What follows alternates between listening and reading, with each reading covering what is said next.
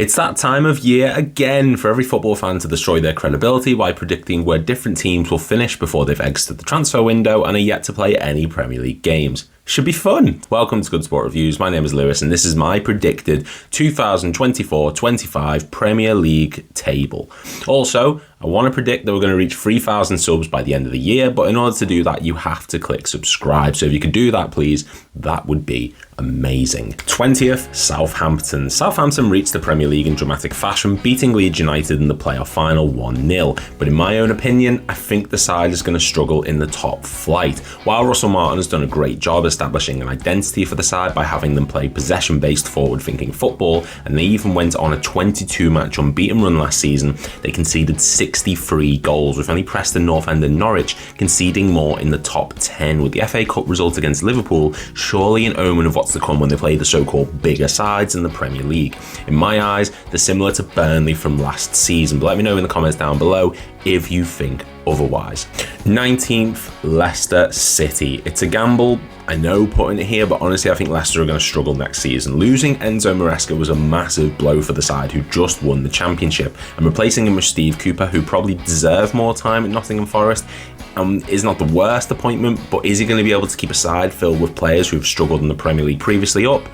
I'm not sure. The likes of Vestergaard, Patson Daka, Feis all struggled in their relegation campaign, and yes, it was under different management and different circumstances, but Jamie Vardy isn't getting any younger, who was the side's top scorer last season, and while signing Abdul Fatawu on a permanent deal is a good transfer, the Foxes have lost Kieran Dewsbury-Hall, who was a key part in their promotion campaign, and I'm not convinced they're equipped at the moment to stay up, but if they sign Fabio Carvalho, who knows? 18th, Nottingham Forest. I think the constant chopping and changing of the squad is finally going to catch up to Forest this season. Last campaign, they barely survived relegation, and that was only because the bottom three were three of the worst to ever be relegated from the league. They ended last season on 32 points, which is ridiculously low, and they've already signed 7 players this summer. And while the likes of Jota Silva and Nikola Milenkovic show promise, they have also a squad big enough to populate a suburban town, and honestly, I just think their luck will run out sooner rather than later. Nuno is a good coach, but maybe not good enough. 17th, Ipswich Town. I think Ipswich are going to surprise a lot of people this season. Keeping hold of Kieran McKenna was a huge statement by the club, who won back-to-back promotions,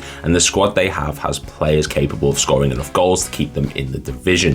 With Omari Hutchinson, Connor Chaplin, Nathan Broadhead all scoring over 10 goals each, and while I don't think they're going to set the league on fire per se, a feel-good factor around Portman Road may be just enough to pick up some big results next season, especially after shrewd signings like Liam Delap from Man City and Muric from Burnley have added more depth to the side. I think they'll scrape survival, but I do think they're better equipped to handle the situation than the other promoted teams that I've mentioned before. 16th, Brentford. Brentford were teetering at points last season, let's be honest, with the Bees progressively moving lower and lower down the table until they eventually finished in 16th place with just 39 points. A big factor will be whether or not Ivan Toney remains at the club this summer, with it sounding like the club have resigned to losing him now, and while they've recruited Igor Thiago, who scored 29 goals last season in all competitions, they still look short of attacking threat, with Risa and Mbuemo scoring 21 of the club's 48 goals last season, and the next highest scorer being Keane Lewis Potter and Matthias Jensen, who only scored 3 apiece. They still have a great tactician in Thomas Frank and still have a core squad, but they're going to struggle this season if they don't recruit a bit better, and I personally feel that if Toney leaves, they could probably be lower in this table. 15th, Fulham. There was a noticeable decline between the Fulham of 22-23 and the Fulham of the following season, with the side dropping 3 places and 5 points, which may not seem like a lot, but they conceded 8 more goals and only won 1 of their final 5 league games that season. The big thing is the loss of João Palhinha to Bayern Munich, with the midfield being such a key component to midfield, and while the additions of Ryan Sessegnon and Emile Smith-Rowe are great pieces of business, and I actually think Smith-Rowe could be one of these signings of the summer, they still need to strengthen the midfield, and if they want to continue to get the attacking output from the players they have, like Rodrigo and Wilson, they do need better providers off the ball, otherwise I think they're going to struggle up front, especially after losing Mitrovic last summer. They were able to compensate for it with other players, but at this time it might catch up to them.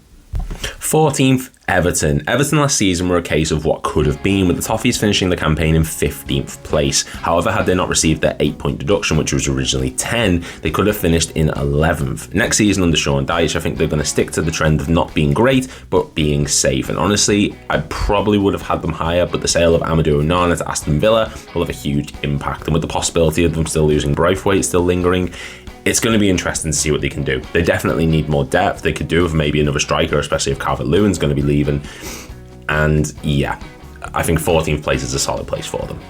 13th, Bournemouth. Without a doubt, Bournemouth were the surprise package last season. After losing 4 matches in a row from the 24th of September to the 21st of October, the club turned things around majorly, forcing their way up to 12th place. And next season, they could have a similar kind of campaign. While losing Lloyd Kelly is a massive blow for the Cherries, they have recruited well. 19-year-old 6'5" centre-back Huijsen from Juventus, and they've strengthened in the striking department with the potential departure of Dominic Solanke to Tottenham around the corner.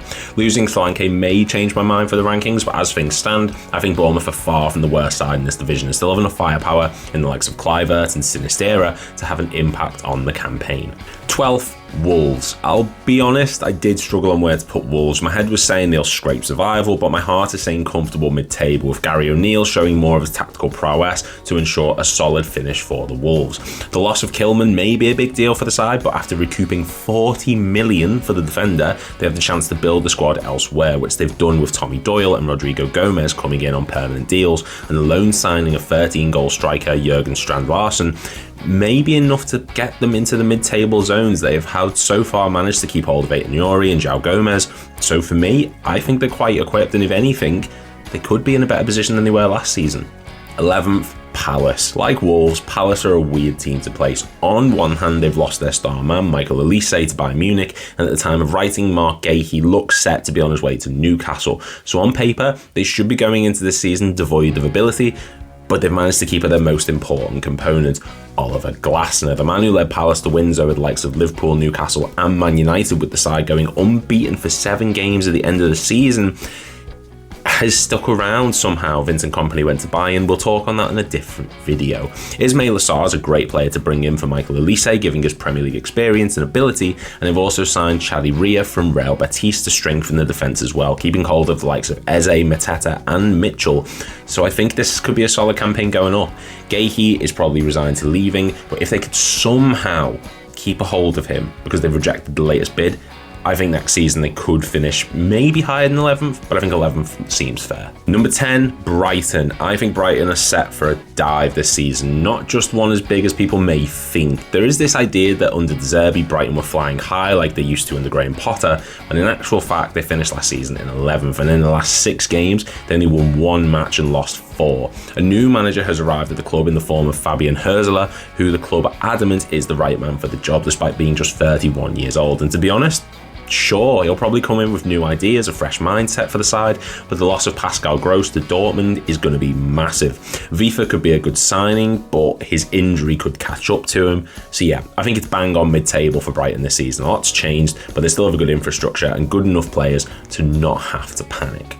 9th, Chelsea. Enzo Maresca is going to struggle at Chelsea. While he did a terrific job at Leicester winning the championship in the manner he did, some Leicester fans hated the conflict between him and the board, which was the same reason Thomas Tuchel left the job at Chelsea under Todd Bowley. He has a young, talented crop of players, and bringing in Dewsbury Hall from his former club Leicester is a good bit of business, but there's still too many issues with the squad. They have 7 goalkeepers in the ranks. They look set to be losing key player Conor Gallagher to Atletico Madrid, and still lack real leaders to carry this young side to success. Caicedo, Jackson and Disasi are good players, but they need experience in the squad to pull them out of the dire situations at points that Raheem Sterling is not doing. Just look at the EFL Cup final where they lack that real leadership. I think Maresca, honestly, is going to be gone before the season's over, and I know that's horrible to say, but it's just my opinion. I do think he's going to struggle.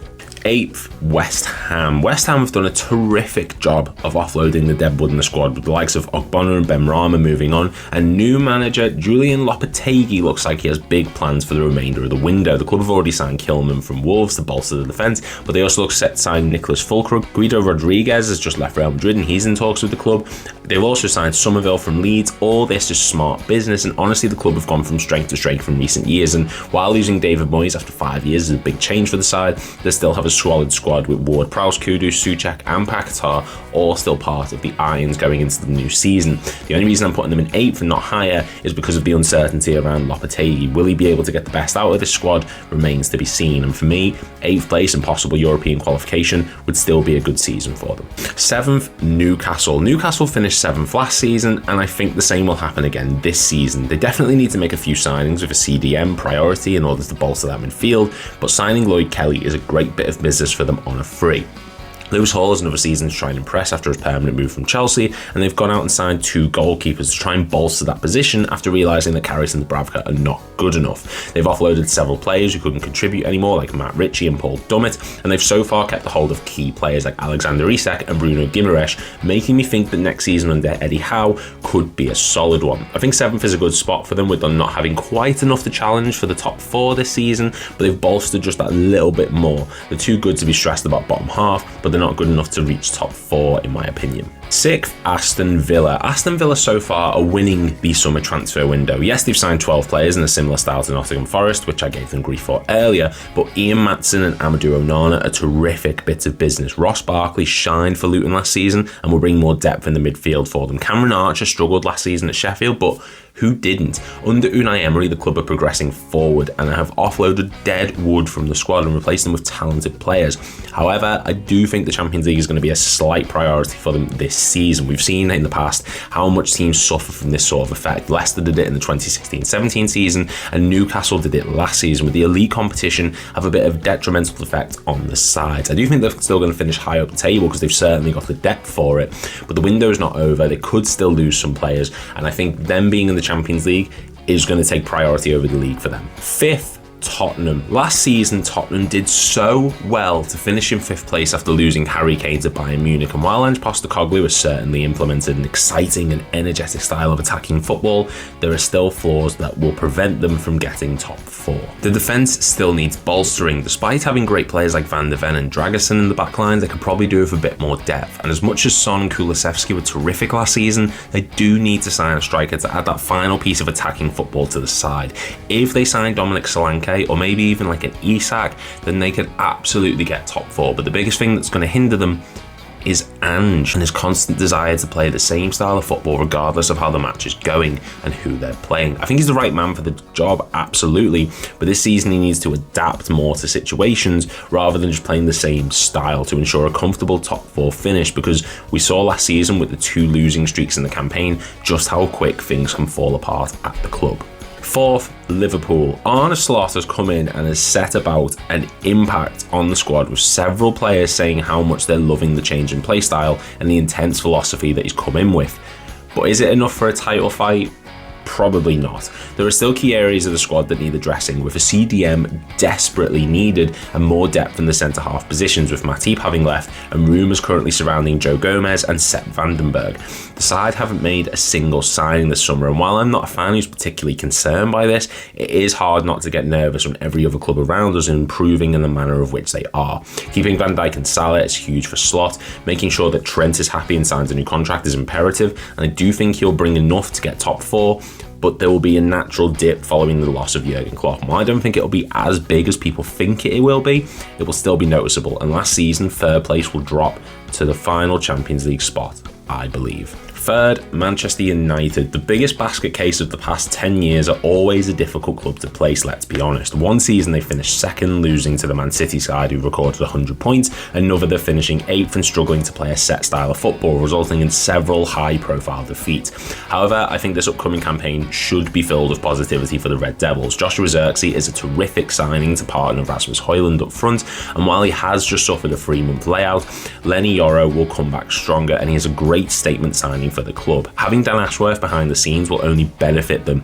and it seems that the transfers are more calculated than planned, not just sign anyone you can like Anthony and Casemiro at the end of the transfer window for ridiculous fees and contracts out of panic.